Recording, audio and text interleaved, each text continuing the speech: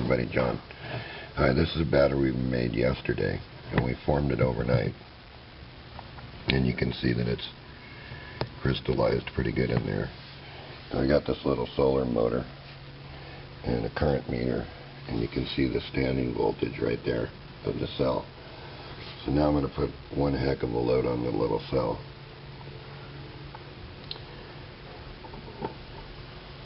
Okay, and that's 150 milliamps. It's a 500 millivolt scale. And we're going to let this curve run out, and we're going to see what it does here. And then remember, this is an Alum lead cell, and it's been formed overnight, so I want to see what's going to happen here. This is the multiple plate unit. You should be able to run this motor for quite some time. So we're going to see here, and then I'm going to give you the time. I want to see the exact curve. I'll be back. Okay, so I'm back, and I'm going to show you what this curve is. You can see here that after the plates are formed in this multiple cell, and the current's now at 160 milliamps right there.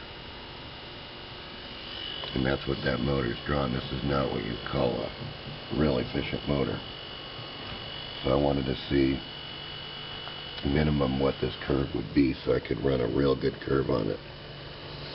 And I encourage you, if you guys are doing Alum batteries like this, to run the curves out so you can see exactly how the cell performs, and then you can build the circuit to correspond to this. I'll be back. Okay, another thing that I want to point out here is you can see what the curve is now. It's been about 12 minutes, and it'll change scale soon. And there's your voltage, and there's your current, still the same. I want to point out, this is at a C5 discharge rate. This is not C20. This is C5 for that cell. This was charged all night at exactly 30 milliamps. That's all I brought the current up to, and I made sure that it stayed right at 30 milliamps because I want to charge this in low light with solar. And now I want to see what this cell is going to do, because then I plan on making a big one. I'll be back. So now I'm back again, and we're just getting ready to count off 4 more minutes here. And then I'll give you the total minutes and see where the voltage is, 1.813. So you can see exactly what the curve is, pretty darn flat. And it's still continuing to draw 160 milliamps on this motor. And so I'm just going to run this curve out to see exactly how long this thing is going to run. Because this is really important if you're driving an oscillator to charge something. So once again, I'm at 1.516 milliamps. And I'm on a pretty flat curve here. So the forming process, once this forms and once it's discharged and then charged again, this gets stronger each time. So we're about ready to add 4 more minutes as soon as the beeper goes off here, for a total of 20 minutes now. As soon as this beeper goes off, why, then we'll be able to add this 4 more minutes here.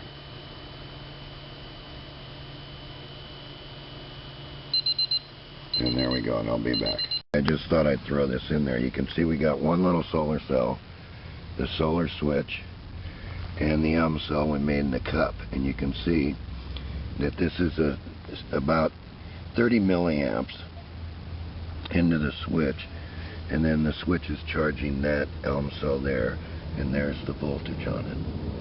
So we'll see, and then we'll come back and we'll test this one also. I'll be back. Also, I wanted to mention that these you can buy on the internet. They're $3. Solar switch you get from us at Energenx. And the Alum cell you make yourself. And what Chuck wanted to point out is this ran a light all night long, 4 LEDs, 2 oscillators, and it was down to 0.8 volts. And it's only been in the sun here for 10 minutes. I'll be back. Ran for 24 hours. Yeah, it ran for 24 hours straight. So I'm gonna try to do a streaming video and lock it somewhere so you guys can watch it yourself. We'll be back. Okay, we're adding 4 more minutes now, and I'm going to start 4 more minutes again, and we're still at about 165 milliamps here, and our voltage is right here, so we're not even close to a D battery yet. And it's been about, according to the clock and according to the timer, about 35 minutes now. And now we can switch scales to auto track this, so you can watch it here. And then of course it changes the time scale, gives us the exact time, and it keeps track of all the numbers all the way down, so I can actually do a hand chart if I wanted to do that. And we'll be back. We'll give it some more time now. We're hoping that it doesn't look like it's going to fall too much. We'll be back. Okay, we're counting off another 4 minutes here, and I'm going to start it again. And here's our curve. Now remember, we're at a C5 rate. And we're not dropping much. We're not dropping that quick on this. And meters don't lie. And motors suck power. So we're going to just let this go. And we'll be back. If this takes us 4 hours, that's what we'll do. I'll be back. Okay, we're back and we're counting another 4 minutes now. Alright, so we're way past a half hour here from when I started, and then I started counting off 4 minutes at a time, of which I'm still doing. And I'm down to this voltage. I'm still at 162 milliamps, and the motor's still there, and the cell now is releasing the water. You can see it in here. Is exactly what I said it was going to do. And we got a really nice chart of this cell once it's formed right. So, you know, I don't want anybody to make a mistake. I want this all documented, because you need to have the curves on batteries so you know what you can run and how long it will run, and what the charge rate's going to be on these batteries. And it looks like minimal charge gives you maximum output here with this chemical.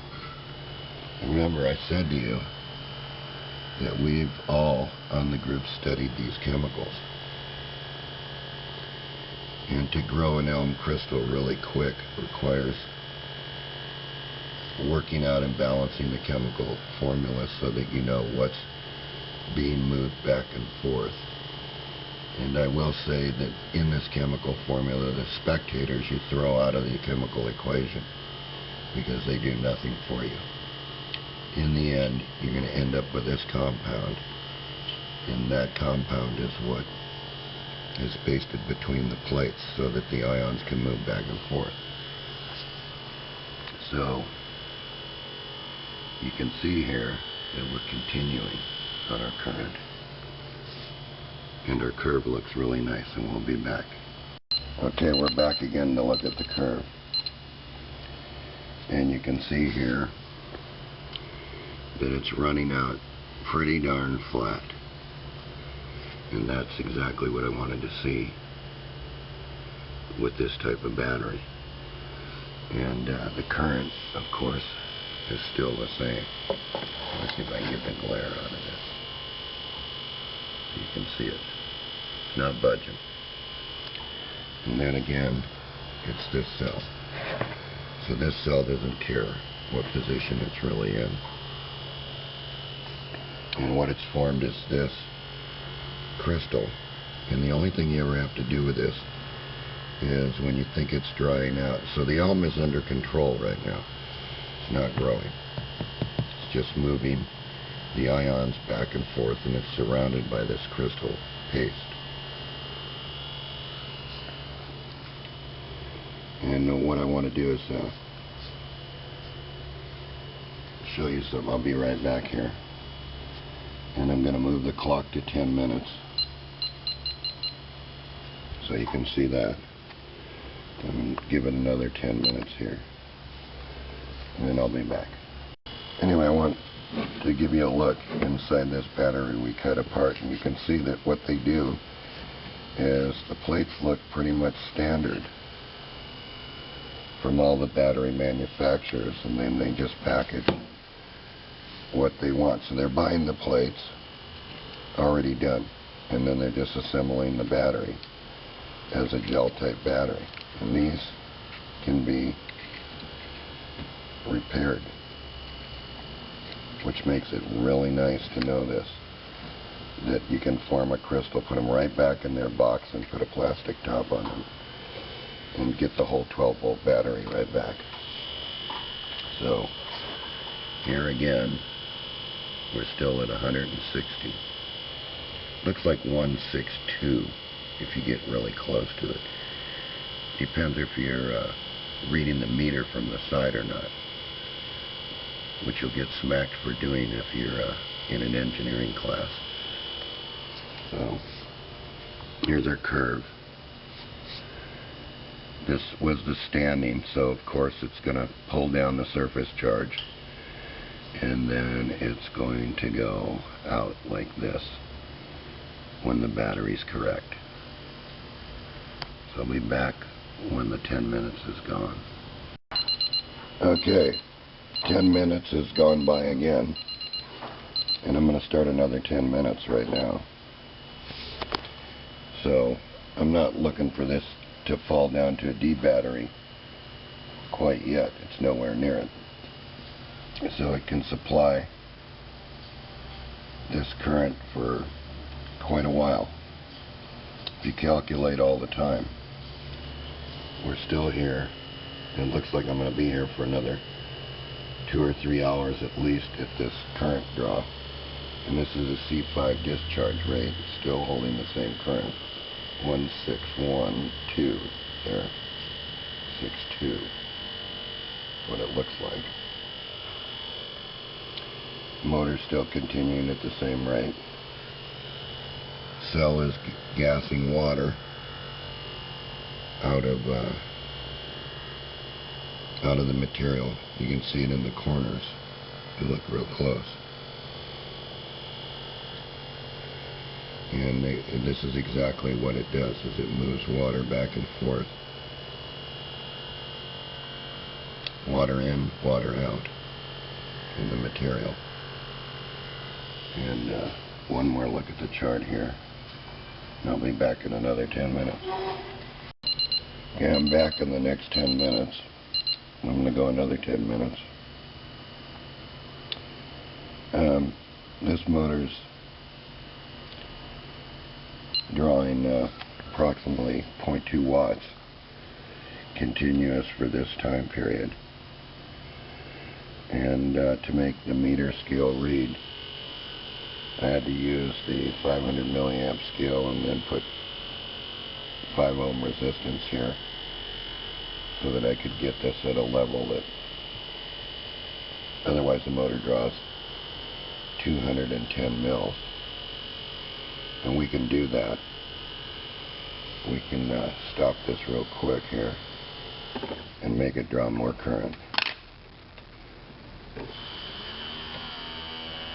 Okay, so it's 250 milliamps. Now, and here's our voltage.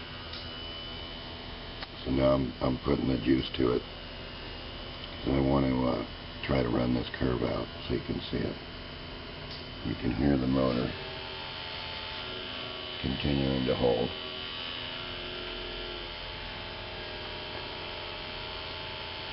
And this is just a little bit more than what this battery. It can't do 1/4 of an amp. Actually it can, but for how long is to be determined. So here's our curve here, drawing 1/4 of an amp, and so we're just going to let this run out, and I'll be back in 10 minutes. Okay, we're going to go back. Now we can see the curve here, drawing 1/4 of an amp. I'm going to continue to run this out, and we're still at 1.714 right there, 1.5. You can see the water in the cell coming out, and you're still sitting at 1/4 of an amp. So this has quite a good curve on it, this battery. So at least I know now that my chemical formula is performing as the equation said, which lead acid moves back and forth, and you can see that equation. This is far different. This is a completely different compound, and to form this crystal in these, and they stay moist, and the reason the hole is there is for the gas to vent between charge and discharge. Outside of that, it's pretty stable, nothing goes anywhere, and it doesn't expand like Alum does. And so once again, still at 1/4 amp, and we're going to run this out, and that's pretty good, drawing 1/4 of an amp like that out of this little crystal cell made of a crystal paste actually. And my motor's going to falter here because it doesn't like 1/4 of an amp, so it's actually getting pretty warm to the touch. So what I do is stop it and take it off the 1/4 amp just so you could see what the curve looks like. And let's watch it go back. We'll go back to its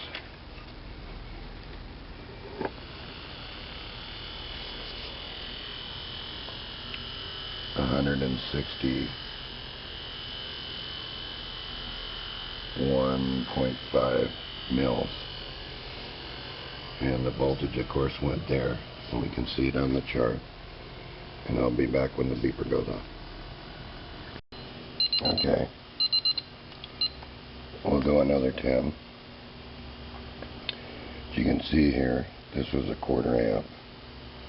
Then the motor got hot. So I don't want to ruin that motor. And then the battery shot up and recovered here. So this curve actually continues down this way. And there it is. It's got a nice curve coming down that you would expect to see on a good battery. There's your voltage. So you got a ways to go before you consider this dead. Anyway, sorry everybody, ran out of memory, but we're continuing on this discharge curve, and here again is the 1/4 amp for the 10 minutes, about 10 or 11 minutes. And then what we did here is reverted back to our 160 milliamps, and we're continuing to run out. And the time is ticking away. It's now 3 o'clock. And so to make 10 more minutes, I've got 1 minute 23 seconds left. But there they're 161 milliamps. Motor continuing to run. Cell continuing to expel water out from between the plates. Now what's going to happen is this is going to neutralize, so this is going to do the same thing as a sulfuric acid battery in a way, is when there's no more alkaline material in between, what's going to happen is this is going to be neutral, and that's when the battery is going to be dead. Now this battery will be dead at 0.5 volt, and then it'll charge immediately on the same low current rate, and I can come back and do this again. So anyway, I'll be back. Of course, there's the other 10 minutes. I have to stop and start again because this is going to take quite a while to run out, but I think that everybody gets the idea of what it is. Now, I'll be back and I'm going to show you something else here. Okay, I kind of hated to do this, but why not? This is a Willard battery. This was manufactured in the 50s. This is the material that's in the bottom, so there's really no area for the sediment to fall. This is almost like a pressed cardboard, as you can see. Now I've got this nice little case that I could make another Alum cell in. Anyway, this is what it actually looks like. This is exactly how they built it in the 50s. And you can see here, they have a positive plate here, and they're all the same color. So it's not formed. And this has been sitting since the 50s dry. You can see the actual grit in this. And of course, John Habb is going to have a fit because he wants one of these. Don't worry, John, I'll send you one if you really got to have one. And you can see that there it is. And it says, you know, how you do this and what you charge it for so many hours. So it says 1 to 4 hours you let it stand so it soaks all the sulfuric acid into these cardboard areas. And you can see there's no place for any sediment to drop from these plates. Now they probably did this because these were field batteries and they didn't want anything to fall out. But it's bad in a way because when this cell goes in here, you want that area underneath the cell so it can drop the sediment.